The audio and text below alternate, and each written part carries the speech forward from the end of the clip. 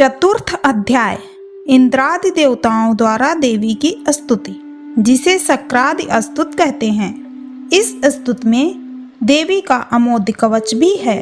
सिद्धि की इच्छा रखने वाले पुरुष जिनकी सेवा करते हैं तथा देवता जिन्हें सब ओर से घेरे रहते हैं, उन जया नाम वाली दुर्गा देवी का ध्यान करें। उनके श्री अंगों की आभा काले मेघ के समान श्याम है। वे अपने कटाक्षों से शत्रु समूह को भय प्रदान करती हैं। उनके मस्तक पर आबद्ध चंद्रमा की रेखा शोभा पाती है। वे अपने हाथों में शंख, चक्र, कृपाण और त्रिशूल धारण करती हैं। उनके 3 नेत्र हैं। वे सिंह के कंधे पर चढ़ी हुई हैं और अपने तेज से तीनों लोकों को परिपूर्ण कर रही हैं। ऋषि कहते हैं, अत्यंत पराक्रमी दुरात्मा महिषासुर तथा उसकी दैत्य सेना के देवी के हाथ से मारे जाने पर इंद्र आदि देवता प्रणाम करने के लिए गर्दन तथा कंधे झुकाकर उन भगवती दुर्गा का उत्तम वचनों द्वारा स्तवन करने लगे।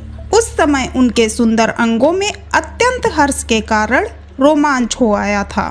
देवता बोले, संपूर्ण देवताओं की शक्ति का समुदाय ही जिनका स्वरूप है तथा जिन देवी ने अपनी शक्ति से संपूर्ण जगत को व्याप्त कर रखा है, समस्त देवताओं और महर्षियों की पूजनीय उन जगदम्बा को हम भक्ति पूर्वक नमस्कार करते हैं। वे हम लोगों का कल्याण करें, जिनके अनुपम प्रभाव और बल का वर्णन करने में भगवान शेषनाग, ब्रह्मा जी तथा महादेव जी भी समर्थ नहीं हैं। वे भगवती चंडिका संपूर्ण जगत का पालन एवं अशुभ भय का नाश करने का विचार करें, जो पुण्यात्माओं के घरों में स्वयं ही लक्ष्मी रूप से, पापियों के यहाँ दरिद्रता रूप से, शुद्ध अंतःकरण वाले पुरुषों के हृदय में बुद्धि रूप से, सत्पुरुषों में श्रद्धा रूप से तथा कुलीन मनुष्य में लज्जा रूप से निवास करती हैं।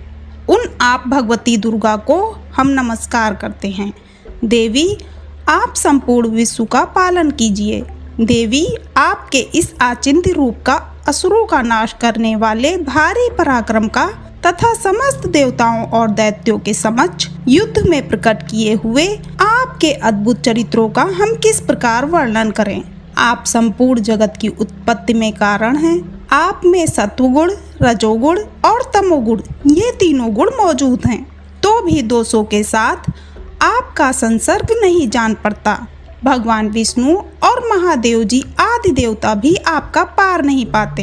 आप ही सबका आश्रय हैं। यह समस्त जगत आपका अंशभूत है, क्योंकि आप सबकी आदिभूत अव्याकृता पराप्रकृति हैं। देवी, संपूर्ण यज्ञों में जिसके उच्चारण से सब देवता तृप्ति लाभ करते हैं, वह स्वाहा आप ही हैं। इसके अतिरिक्त आप पितरों की तृप्ति का कारण हैं। अतएव आप सब लोग आपको स्वधा भी कहते हैं। देवी, जो मोक्ष की प्राप्ति का साधन है, आचिंत्य महाव्रत स्वरूपा है, समस्त दोषों से रहित, जितेंद्रीय, तत्व को ही सार वस्तु मानने वाले तथा मोक्ष की अभिलाषा रखने वाले मुनिजन जिसका अभ्यास करते हैं, वह भगवती पराविद्या आप ही हैं। आप शब्द स्वरूपा हैं। अत्यंत निर्मल ऋग्वेद, यजुर्वेद तथा उद्गीत के मनोहर पदों के पाठ से युक्त सामवेद का भी आधार आप ही हैं। आप देवी त्रयी और भगवती हैं। इस विश्व की उत्पत्ति एवं पालन के लिए आप ही वार्ता के रूप में प्रकट हुई हैं। आप संपूर्ण जगत की घोर पीड़ा का नाश करने वाली हैं। देवी, जिससे समस्त शास्त्रों के सार का ज्ञान होता है, वह मेधा शक्ति आप ही हैं। दुर्गम भवसागर से पार उतारने वाली नौका रूपी दुर्गा देवी भी आप ही हैं। आपकी कहीं भी आसक्ति नहीं है। कैटभ के शत्रु भगवान विष्णु के वक्ष स्थल में एकमात्र निवास करने वाली भगवती लक्ष्मी तथा भगवान चंद्रशेखर द्वारा सम्मानित गौरा देवी भी आप ही हैं। आपका मुख मंद मुस्कान से सुशोभित, निर्मल पूर्ण चंद्रमा के बिंब का अनुकरण करने वाला और उत्तम सुवर्ण की मनोहर कांति से कमनीय है। तो भी उसे देखकर महिषासुर को क्रोध हुआ और सहसा उसने उस पर प्रहार कर दिया। यह बड़े आश्चर्य की बात है। देवी वही मुख जब क्रोध से युक्त होने पर उदय काल के चंद्रमा की भांति लाल और तनी हुई भौहों के कारण विकराल हो उठा, तब उसे देखकर जो महिषासुर के प्राण तुरंत नहीं निकल गए, यह उससे भी बढ़कर आश्चर्य की बात है, क्योंकि क्रोध में भरे हुए यमराज को देखकर भला कौन जीवित रह सकता है।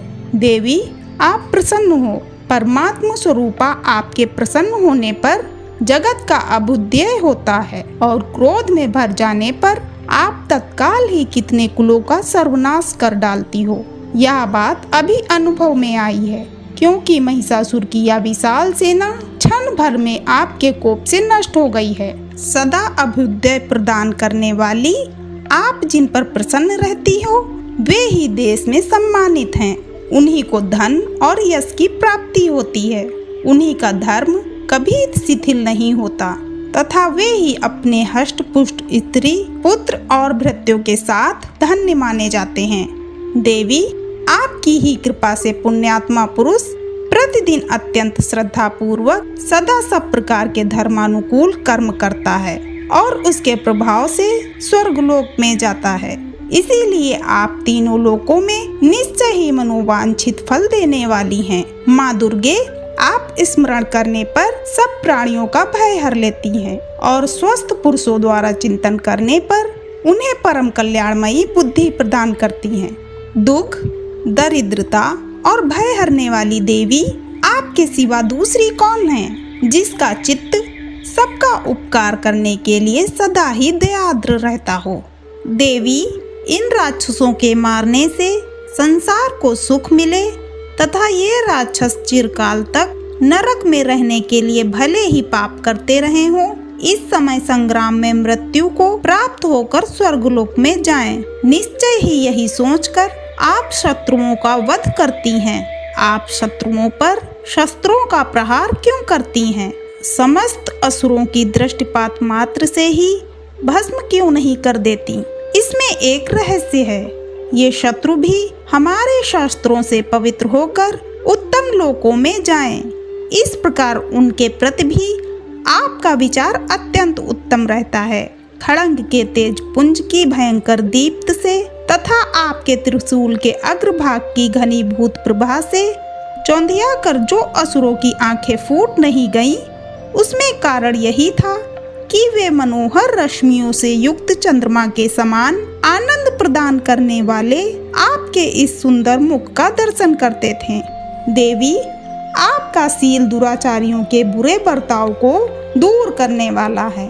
साथ ही यह रूप ऐसा है जो कभी चिंतन में भी नहीं आ सकता और जिसकी कभी दूसरों से तुलना भी नहीं हो सकती, तथा आपका बल और पराक्रम तो उन दैत्यों का नाश करने वाला है जो कभी देवताओं के पराक्रम को भी नष्ट कर चुके थे। इस प्रकार अपने शत्रुओं पर भी अपनी दया ही प्रकट की है। वरदायिनी देवी आपके इस पराक्रम की किसके साथ तुलना हो सकती है, तथा शत्रुओं को भय देने वाला एवं अत्यंत मनोहर ऐसा रूप भी आपके सिवा और कहाँ है।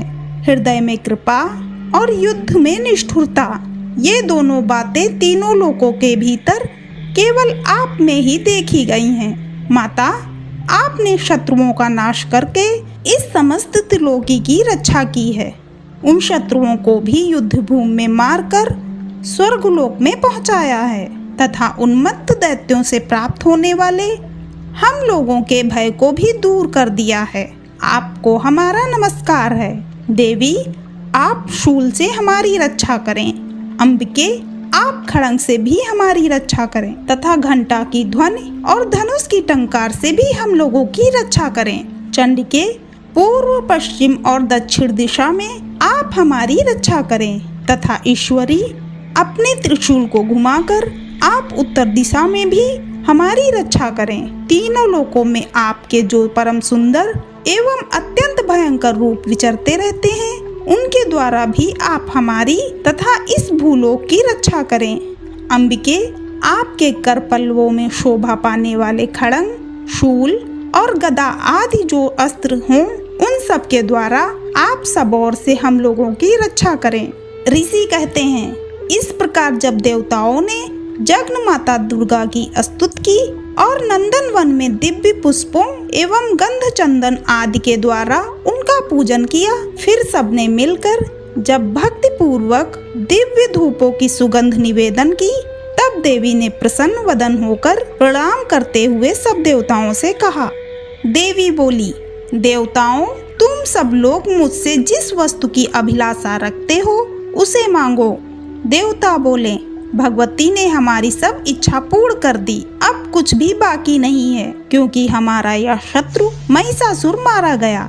माहेश्वरी, इतने पर भी यदि आप हमें और वर देना चाहती हैं, तो हम जब जब आपका स्मरण करें तब तब आप दर्शन देकर हम लोगों के महान संकट दूर कर दिया करें, तथा प्रसन्न मुखी अंबिके, जो मनुष्य इन स्रोतों द्वारा आपकी स्तुति करे, उसे वित्त, समृद्धि और वैभव देने के साथ ही उसकी धन और स्त्री आदि संपत्ति को भी बढ़ाने के लिए आप सदा हम पर प्रसन्न रहें। ऋषि कहते हैं, राजन, देवताओं ने जब अपने तथा जगत के कल्याण के लिए भद्रकाली देवी को इस प्रकार प्रसन्न किया, तब वे तथास्तु कहकर वहीं अंतर्ध्यान हो गईं। भूपाल, इस प्रकार पूर्व काल में तीनों लोकों का हित चाहने वाली देवी जिस प्रकार देवताओं के शरीरों से प्रकट हुई थी, वह सब कथा मैंने कह सुनाई।